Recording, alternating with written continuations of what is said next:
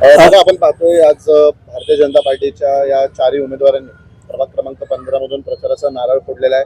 चांगला प्रतिसाद त्यांना मिळतो. तुम्ही या ठिकाणचे ज्येष्ठ नागरिक आहात, अनेक वर्ष यांना पाहताय, एकंदरीत काय तुमची प्रतिक्रिया यांच्याबद्दल? चारही उमेदवारांचा लोकसंपर्क चांगला आहे आणि पक्षाचं निष्ठेने काम केलेलं आहे त्यांनी आणि ते सिटिंग मेंबरही आहेत आणि नुसता उमेदवार चांगला असून जमत नाही, पक्ष संघटनाही चांगली लागते आणि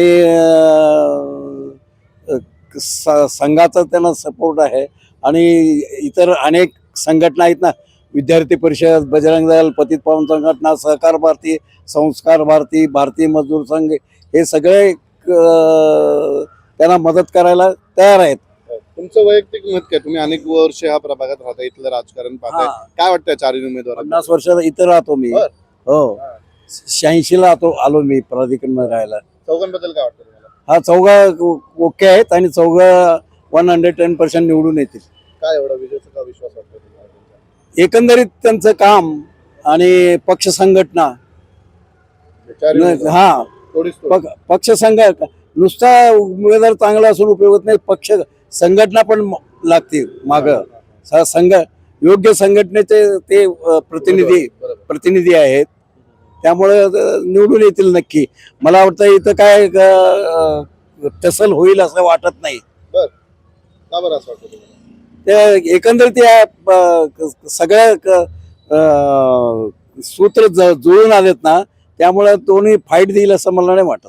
म्हणजे यांची स्पर्धा कोणाबरोबरच नाहीये? स्पर्धा नाहीये, स्पर्धा नाही होणार. हा, अच्छा, बरं. तुमचं काय म्हणणं? दादांनी सांगितल्याप्रमाणे समोर विरोधकांची स्पर्धा वाटत नाही असं त्यांचं म्हणणं, तुमचं काय म्हणणं? कारण काय माहिती का, आता आम्ही 8 दिवस झाले प्रचार करतोय. शैलजाताई मोरे असून द्या, शर्मिलाताई बाबर असून द्या, राजू भाऊ असून द्या, अमित भाऊ, सगळ्यांचं म्हणजे घराघरात पोचलेली लोक आहेत ती. प्रत्येकाने त्यांचं काम बघितलंय, काम बघून त्यांना मत भेटणार आहे.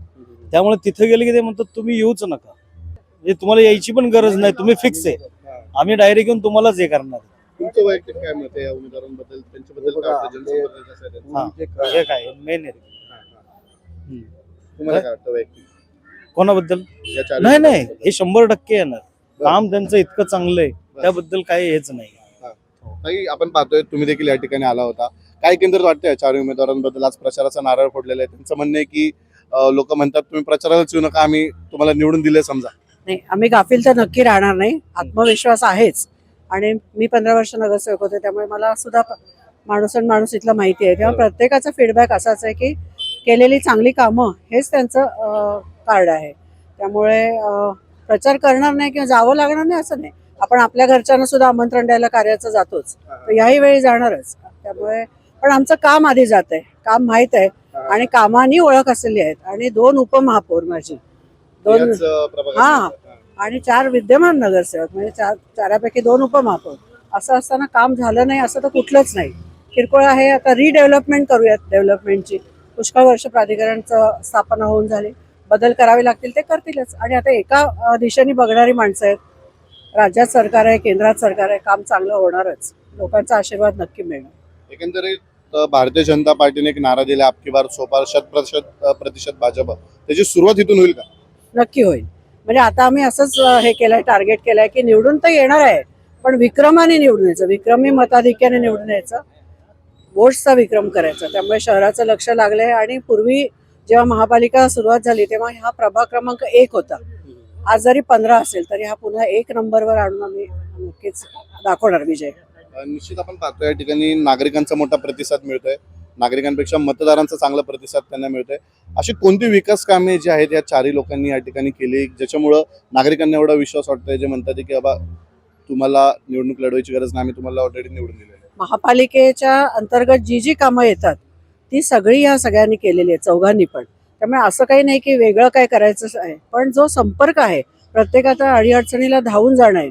कोविड असेल किंवा अगदी एखाद्याचा मृत्यू झाला तर त्या विधवा स्त्रीची सुद्धा मदत करणं, अनेक प्रसंगांमध्ये लोकांनी त्यांचं चांगले पण बघितलेलं आहे, मदत केलेली बघितलेली आहे. त्यामुळे महापालिकेचं काम आणि समांतर करणारं सामाजिक काम ही त्यांची ओळख आहे.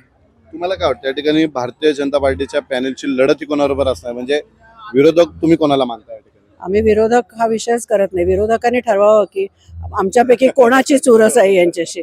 We are good.